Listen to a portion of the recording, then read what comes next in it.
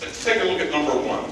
I gave you the original Hebrew when I could, the translation. You can carry this home, you can show it to people, you show it to your neighbors, you can hand out copies downtown. Maybe people want to become Jewish. Look, anything. It says, okay. We do handouts way before they do that.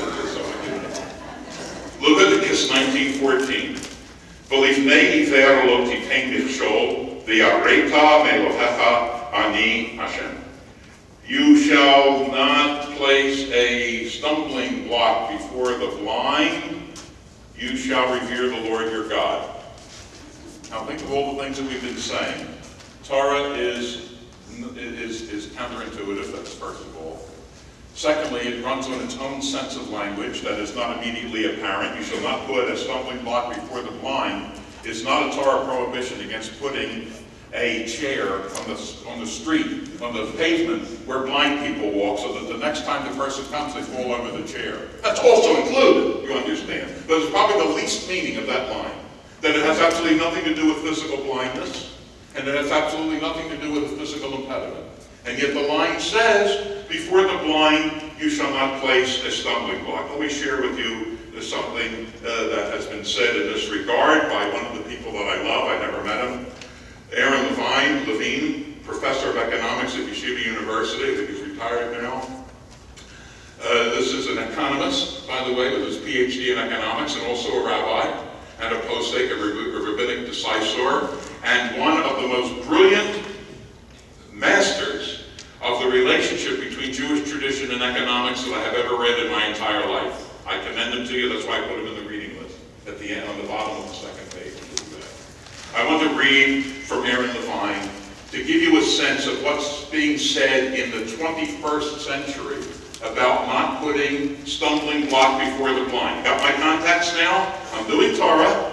I'm reading the physical law, the written law of Torah, which says don't put a stumbling block. Now I'm moving up to the 21st century, to the Yeshiva University, to Rabbi Aaron Levine, and who is a practicing halachic Jew, who says the following.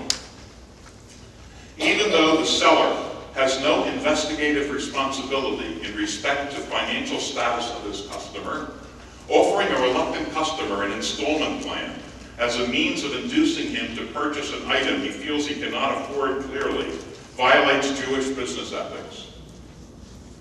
To illustrate, suppose crystal dealer A shows B an exquisite crystal chandelier. B reacts with excitement and admiration, but turns ashen when informed of its price.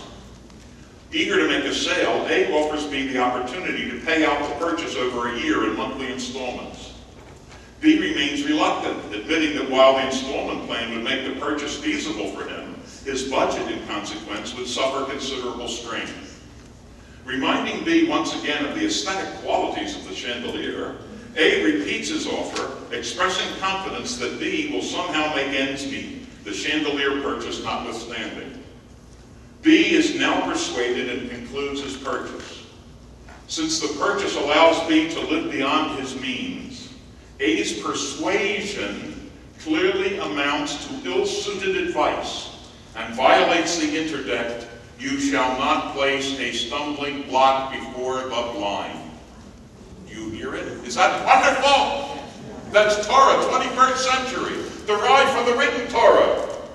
3,000 years ago, don't place a stumbling block. B's being prodded and prompted to live beyond his means because of A's remarks. A is placing a stumbling block before the blind. That's Aaron Levine. Found this interesting, by the way. This has nothing to do immediately with Jewish, except that the person that I'm referring to is a Jew. That's Joseph Stiglitz, Nobel Prize winner in 2001. Newsweek reported recently, the work that won Joseph Stiglitz the Nobel in 2001 showed how imperfect information that is unequally shared by participants in a transaction can make markets go haywire, giving unfair advantage to one party. The subprime scandal was all about people who knew a lot, like mortgage lenders and Wall Street derivatives traders, exploiting people who had less information, like global investors. who bought up subprime mortgage-backed securities. As Stiglitz puts it, quote, globalization opened up opportunities to find new people to exploit their ignorance, and we found them. That's called Lifnei Iver lo titain michshol. You shall not put a stumbling block before the blind. I don't think that Joseph Stiglitz had the Torah in mind when he said this, but I use this as an example of something practically hot off the press, which is talking about stumbling block before the blind precisely in economic terms, economic categories. You couldn't miss the message. Aaron Levine's remark predates Stiglitz's remark by 25 years, but the point nevertheless remains. That, ladies and gentlemen, will be demonstration number one about, as we walk through our list of the goodies. Let's go down to number 3, Leviticus 25. When you sell property to your neighbor or buy any from your neighbor, you shall not wrong one another. You hear how general it is now? You hear the generality of Torah? It's very important. That's why Torah doesn't work all by itself. This is the key. Before the blind. What blind? Who? What blind? Honor your father and mother. What? Who? What? You see the point? You cannot know in and of itself what the Torah is talking about without the rest of the accumulated Jewish tradition that goes alongside it. The Torah being the written law, and the rest of Jewish tradition being the oral law. So here you have another beautiful example. You shall not wrong one another. Right, wave the flag. It sounds like romanticism again. Be nice to your neighbors. Okay, what do I do with it? How's Torah supposed to work? Well, let me share this one. You shall not wrong your neighbor is called ona'ah in Hebrew. Ona'ah, lo tonu. Ona'ah, which means, it's hard to translate exactly. There is no really good English word for it. It means to take advantage of, I would say. That's a pretty good wording for it. Listen to this from the Mishnah. This is some of my golden oldies. This is 2,000 years old. The Torah, even older, but this is just an oldie. Fraud is constituted by an overcharge of 4 pieces of silver in the 24 pieces of a selah. That is 1/6 of the purchase price.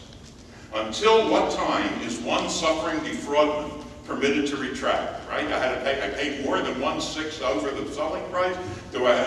Until he can show the purchase or an opinion as to its value to a merchant or to his relative. Well, there are a lot of things to focus here on this. We're not doing a whole Mishnah class tonight, unfortunately. Just take this one. Fraud is constituted by an overcharge of 4 pieces of silver in the 24 pieces of the selah, that is 1/6. If you somehow or other got more than 1/6, you have exceeded what you're entitled to, and Jewish law calls that ona'ah. That's the oppression of the buyer. Again, there's a lot you can argue with here, and you want to get into markets and economics and marketplace and market price. We could have a lot of fun with this, and I'm going to stop soon for 2 reasons. One, to ask if you have any questions, and 2, to breathe. But right now, I want to get the second quote in here. Then I will, in fact, pause momentarily. This is called, again, a derivative of ona'ah in Jewish life. It's called ona'ah b'dvarim. This is oppression or wrongdoing to another, not by overcharging, but with words. Ona'ah b'dvarim. Doesn't this sound interesting? This is a Jewish category now. Listen how it plays out.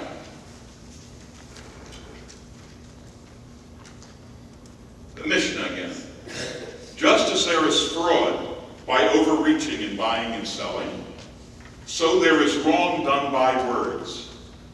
Thus one may not say to another, what is the price of this thing, if he does not wish, in fact, to purchase it?